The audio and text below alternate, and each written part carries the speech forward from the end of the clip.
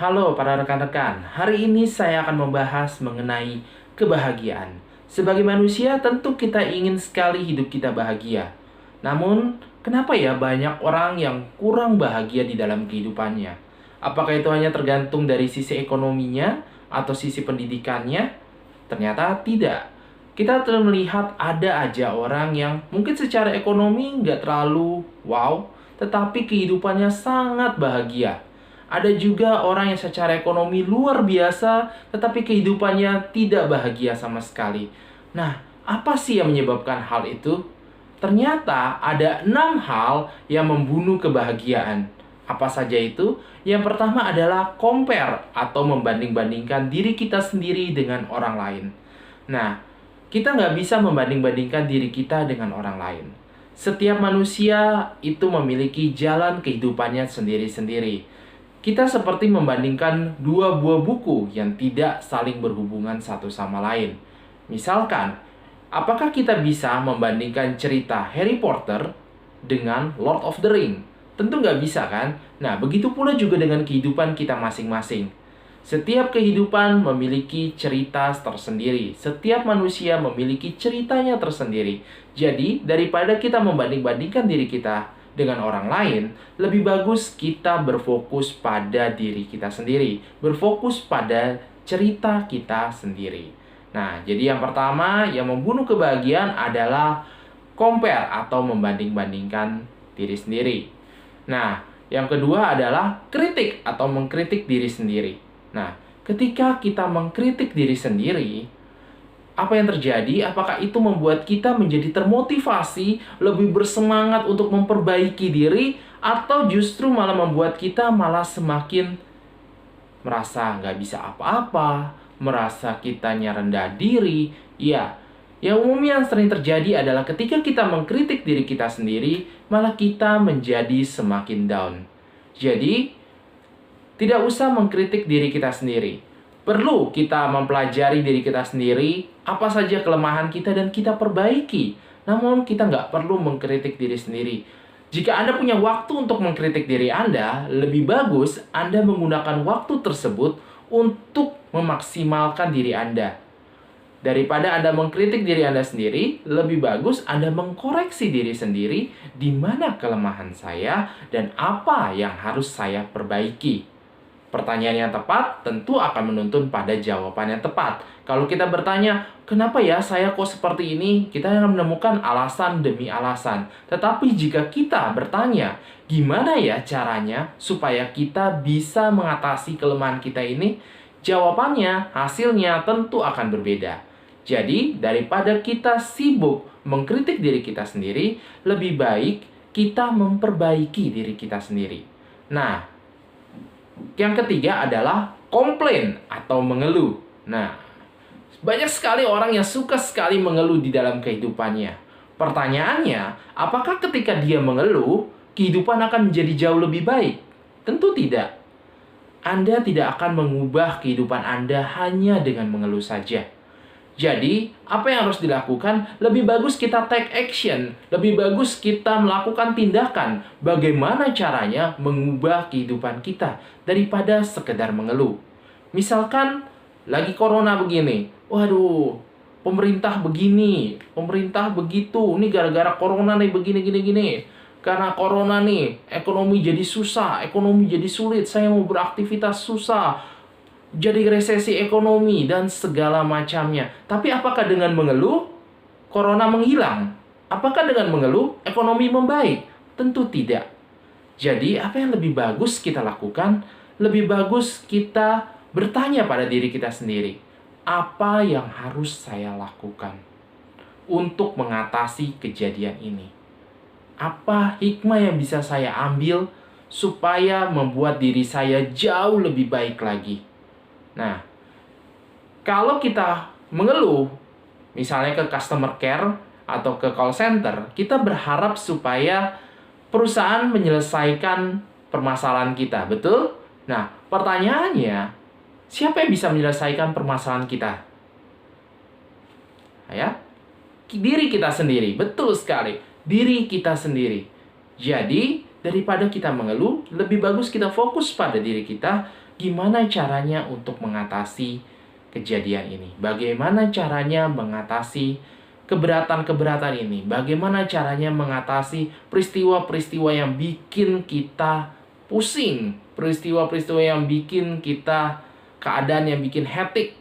Nah, apa solusinya? Berfokus pada solusi jauh lebih baik daripada kita mengeluh. Karena mengeluh nggak akan menghasilkan jalan keluar. Namun berpikir dan bertindak justru akan memberikan jalan keluar yang jauh lebih baik. Nah, berikutnya apa? Yang keempat adalah koma. Nah, apa itu koma? Maksudnya bukan keadaan kita koma di tempat tidur ya, tapi kita gagal move on atau terjebak di masa lalu kita.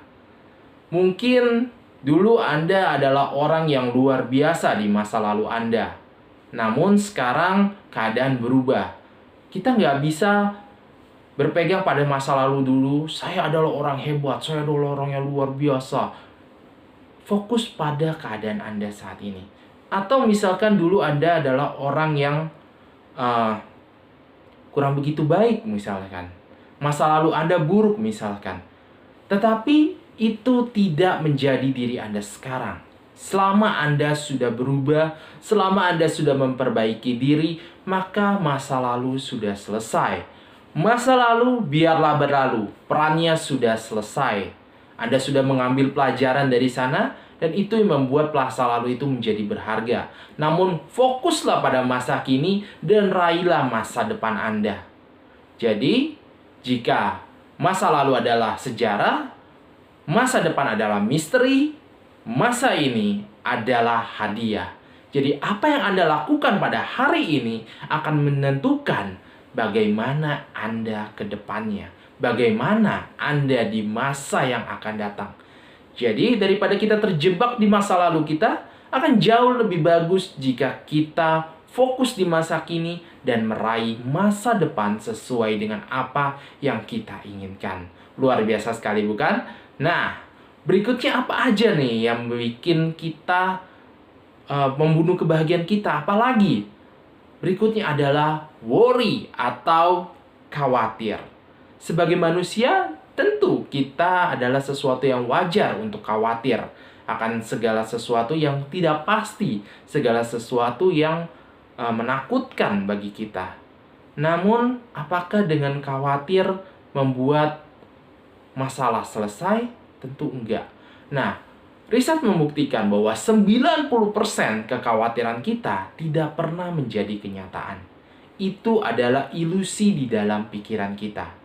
Kekhawatiran tentu membuat kita menjadi lebih berhati-hati, lebih waspada, lebih jaga diri. Itu adalah hal yang bagus. Kenapa? Itu membuat Anda lebih mempersiapkan diri supaya Anda jauh lebih baik. Bukannya kalau kita bebas dari kekhawatiran adalah sesuatu hal yang bagus juga. Enggak.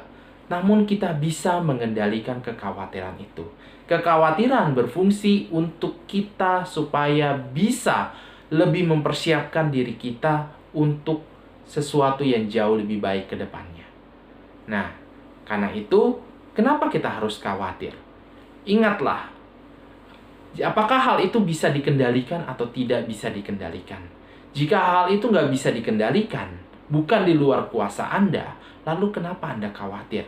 Karena kekhawatiran Anda tidak akan berbuat apa-apa, tidak akan berguna apa-apa. Namun jika itu hal yang bisa Anda kendalikan, maka kendalikanlah 100%. Maka berlakukanlah action, tindakan untuk membuat kekhawatiran itu menghilang. Misalkan seperti corona seperti sekarang ini. Apakah kita dengan khawatir, waduh corona nih makin menggila nih, jumlah kematian, wow, ekonomi resesi nih. Apakah Anda dengan khawatir itu bisa membuat corona menghilang, resesi ekonomi tidak terjadi? Enggak kan? Nah, itu bukan di luar kendali Anda, itu di luar kendali Anda. Apa yang ada di dalam kendali Anda? Keadaan ekonomi Anda sendiri, keadaan ekonomi pribadi Anda, keadaan ekonomi keluarga Anda. Di situ ada dalam kendali Anda 100%. Jadi, Anda berfokus pada hal tersebut.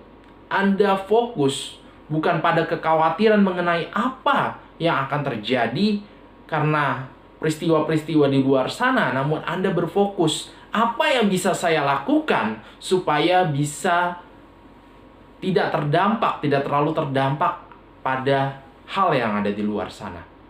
Jadi, untuk apa Anda khawatir? Lebih baik Anda fokus pada kekuatan diri Anda, melakukan tindakan, action, dan nantinya Anda akan mendapatkan hasil yang jauh lebih bagus daripada Anda hanya sekedar khawatir. Betul bukan? Masuk akal? Oke. Lalu apa lagi nih yang menyebabkan orang jadi tidak bahagia? Apalagi yang menjadi pembunuh kebahagiaan? Yang terakhir adalah gosip. Wah, bingung ya, kenapa ya gosip itu membuat orang gak bahagia? Bukankah gosip itu sekedar hiburan? Bukankah gosip itu membuat kita mengurangi stres? Ya, banyak orang yang berpikir seperti itu. Tetapi ketika kita bergosip, Anda lebih fokus pada hal-hal yang positif atau Anda lebih berfokus pada hal-hal yang negatif? Tentu, gosip makin negatif, makin seru. Makin digosok, makin sip. Betul? Ditambah-tambahkan lagi. Dibuat lagi cerita-cerita dengan bumbu-bumbu yang membuat orang penasaran, yang membuat orang wow. Tetapi itu membuat kita berfokus pada hal-hal yang negatif. Dan gosip itu juga membuang-buang waktu Anda.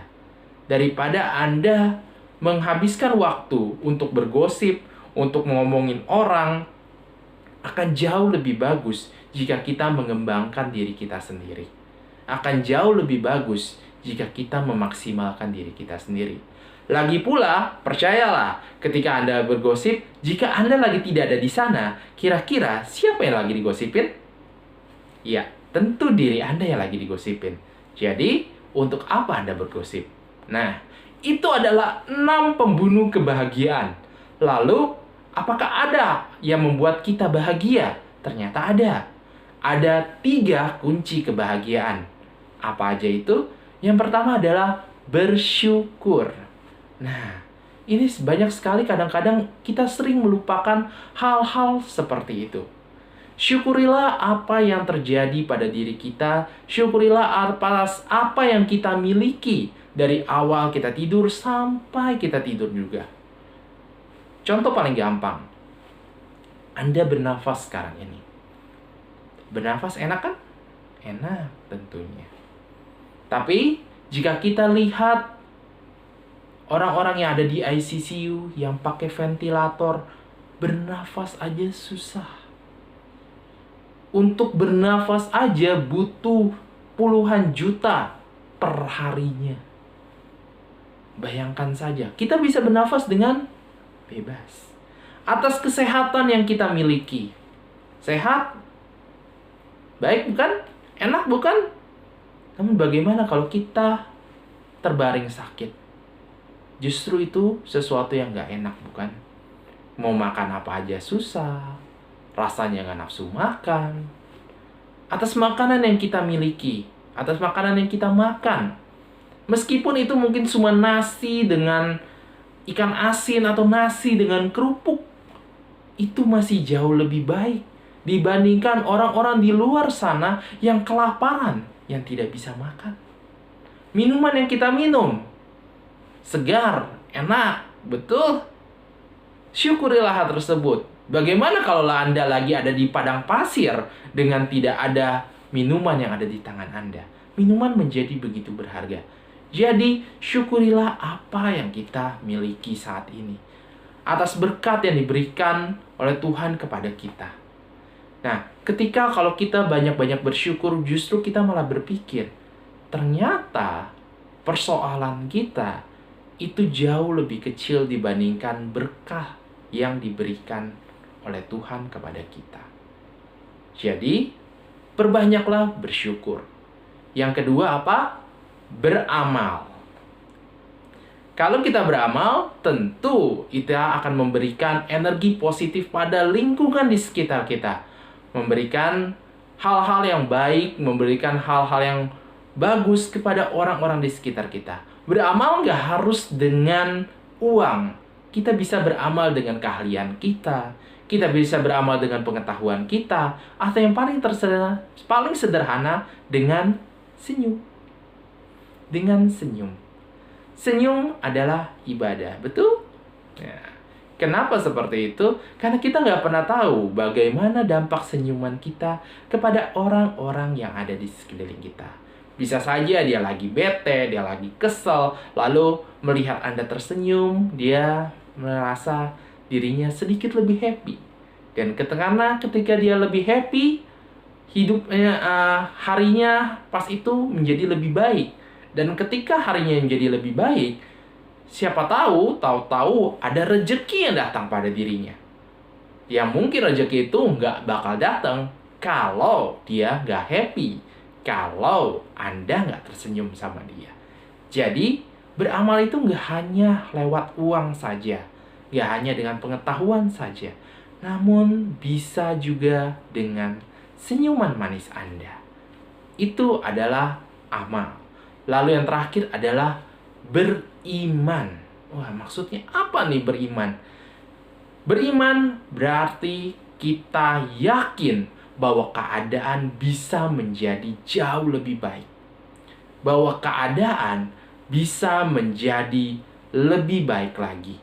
Bahwa saya bisa mengubah nasib saya. Saya bisa mengubah keadaan saya. Meskipun Anda saat ini mungkin berada dalam keadaan yang paling terpuruk, yang membuat Anda mungkin ingin menangis, membuat Anda udah putus asa mungkin. Tetapi orang-orang yang beriman selalu yakin bahwa Tuhan tidak akan memberikan cobaan di luar dari kemampuan hambanya. Berarti saya bisa mengatasi hal ini. Saya bisa mengatasi keadaan ini. Sesulit apapun keadaan itu, sekacau apapun keadaan itu. Jika kita bersungguh-sungguh, kita bisa untuk mengatasi keadaan-keadaan tersebut. Namun, apakah kita yakin? Apa enggak? Orang yang beriman berjalan dengan keyakinan penuh bahwa dia mampu, bahwa dia bisa. Yakin pada dirinya sendiri dan yakin akan pertolongan dari Tuhan yang ada di atas. Itu memberikan kita semangat ekstra, itu memberikan kita kekuatan ekstra untuk bertindak, untuk action, untuk memperbaiki diri, untuk memperbaiki keadaan kita. Dan itu membuat kita bahagia.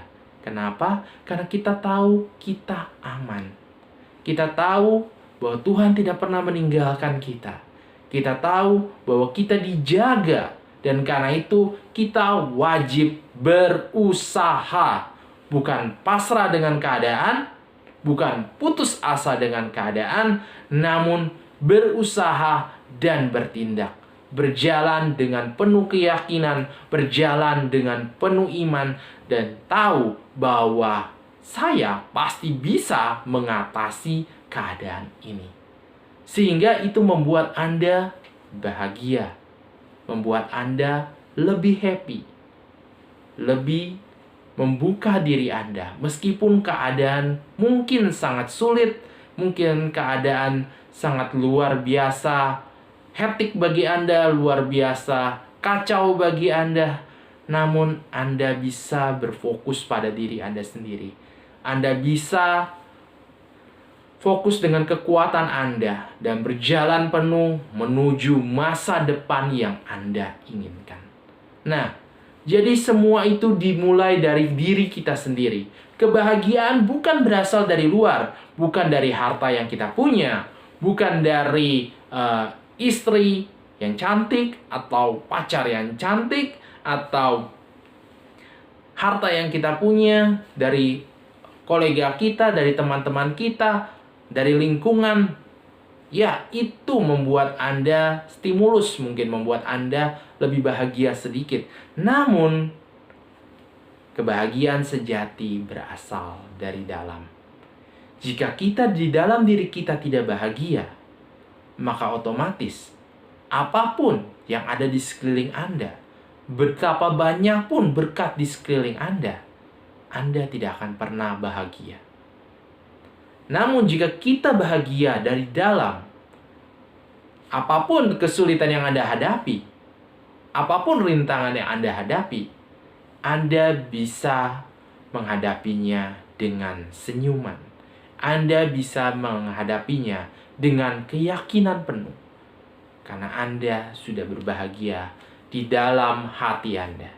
Dan karena itu, mari teman-temanku sekalian, kita berusaha untuk menjadi pribadi yang jauh lebih baik lagi dan menjadi pribadi yang bahagia.